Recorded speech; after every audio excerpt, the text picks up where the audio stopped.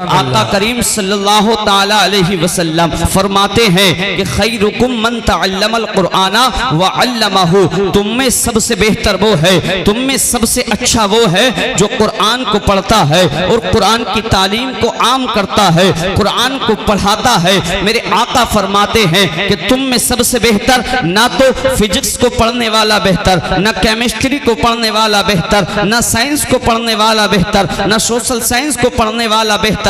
मेरे मुस्तफ़ा फरमाते हैं न हिंदी लिटरेचर को सबसे पढ़ने वाला सबसे बेहतर, चाहे वो हिंदी लैंग्वेज हो, ज्योग्राफी हो, मैथमेटिक्स हो, वह दुनिया की दीगर उलूम हो। मेरे मुस्तफ़ा फरमाते हैं तुम में सबसे बेहतर वो है जो कुरान को पढ़ता है और कुरान की तालीम को आम करता है। और मेरे मुस्तफ़ा फरमाते हैं तलबुल इल्मी फरीदतुन अला कुल्ली मुस्लिम, और एक हदीस पाक में अला कुल्ली मुस्लिमीन व मुस्लिमा के अल्फाज मज़कूर हैं कि इल्म दीन का हासिल करना हर मुसलमान मर्द औरत पर फर्ज है। लेकिन आज अल्लाह की कसम मुस्लिम कौम का जायजा लिया जाए, मुस्लिम कौम के हालात को देखा जाए। ऐ लोगों, आका करीम सल्लल्लाहु ताला अलैहि वसल्लम इसी इस्लाम की तबलीग के लिए, इसी इस्लाम की आबियारी के लिए, इसी इस्लाम की खातिर आका करीम अपना पसीना पेश कर रहे हैं। मुस्तफ़ा के गुलाम, मुस्तफ़ा के सहाबा अपनी जानों का नजराना पेश कर रहे हैं। लेकिन आज आप देखें दुनिया इस्लाम को मिटाने की कोशिशें करती है। आज जगह बा जगह इस्लाम के खिलाफ बातें की जाती हैं, आज लोग कुरान के खिलाफ बातें किया करते हैं। लेकिन फतेहपुर वालों याद रखना, अगर माशाअल्लाह तुम कुरान की तालीम को हासिल नहीं करोगे, तुम कुरान को नहीं पढ़ोगे, तो ऐसा नहीं है कि कुरान के मजहब को मिटा दिया जाएगा या माशाअल्लाह कुरान को मिटा दिया जाएगा। कुरान की तालीम को हासिल नहीं करोगे ये तुम्हारे लिए खराबी है। कुरान को ताकों की जीनत बना के रख दोगे तो ऐसा तो हो सकता है तुमको सफाई हस्ती से मिटा दिया जाए। अमा जिस इस्लाम के पैगंबर पर, जिस इस्लाम के बानी पर, जिस इस्लाम के रहबर पर पहली वही नाजिल हुई थी, इक़रा बिस्मी रब्बिकल्लज़ी खलक़, पढ़िए अपने रब के नाम से। आज अल्लाह की कसम उसी मुस्लिम कौम का जायजा लिया जाए, उसी मुस्लिम कौम को देखा जाए तो आज 10 से 20 रुपए की खातिर, 20 से 30 रुपए की खातिर होटलों पर अगर अपनी बचपन को बर्बाद करते हुए किसी कौम के बच्चे मिलेंगे तो तुम्हें को मुस्लिम कौम के बच्चे मिलेंगे। जिस इस्लाम के पैगंबर पर पहली वही ये नाजिल हुई हो, इक़रा बिस्मी रब्बिकल्लज़ी खलक़, के पढ़िए अपने रब के नाम से, अपने माबूद के नाम से, अपने माबूदी हकीकी के नाम से। आज अल्लाह की कसम 100 से 50 रुपये को हासिल करने की खातिर, 100 से 200 रुपये को हासिल करने की खातिर अगर किसी कौम का जवान होटलों पर अगर अपनी जवानी को बर्बाद करता हुआ मिलेगा तो वो मुसलमान कौम के नौजवान आपको मिलेंगे जो 100-200 रुपये हासिल करने की खातिर होटलों पर वेटरी करते हुए आपको मिलेंगे। होटलों पर प्लेटें साफ अगियार की झूठे बर्तनों को साफ करते हुए आपको मिलेंगे।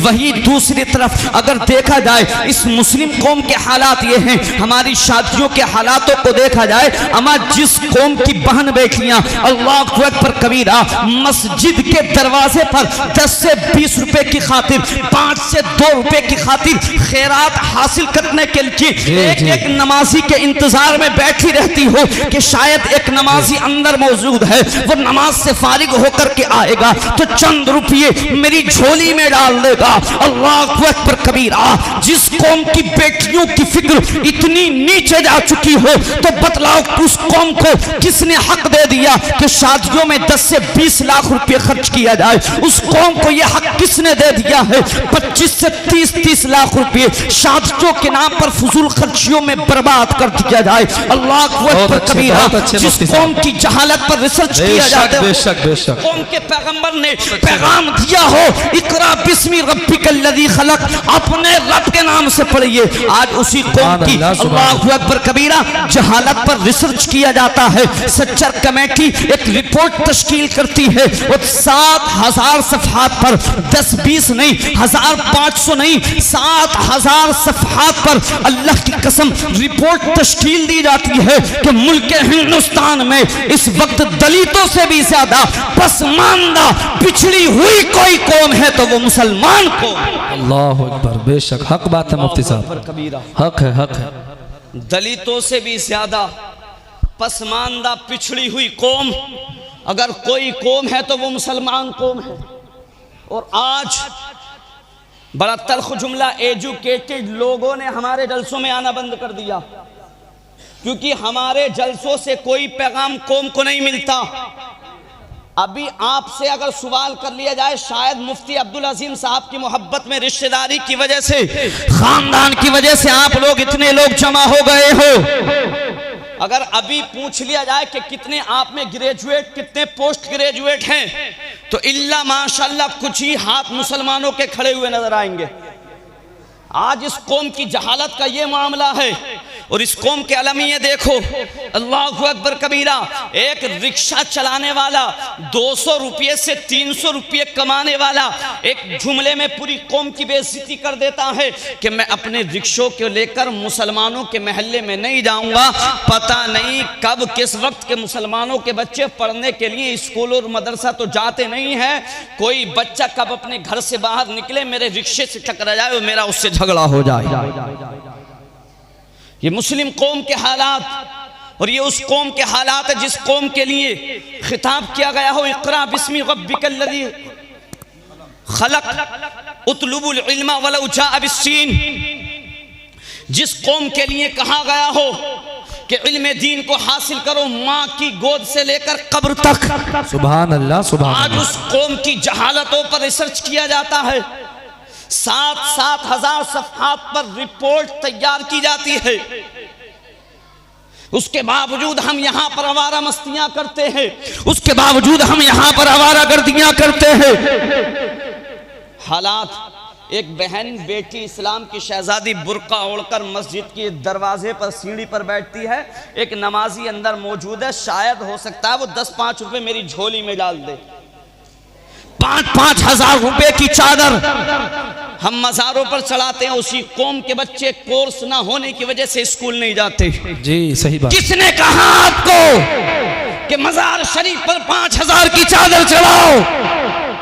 ये मुफ्ती अब्दुल अजीम साहब किबला जिस मरकज से फारिग हुए हैं, जिस मदरसे की बुनियाद, जिस इमाम के तुम नारे लगा तो इमाम में इश्क व मोहब्बत, हुजूर आला हजरत फरमाते हैं कि अगर मज़ार शरीफ पर एक चादर मौजूद हो तो जब तक वो बोसीदा ना हो जाए, फट नहीं जाए, दूसरी चादर का चढ़ाना जायज नहीं।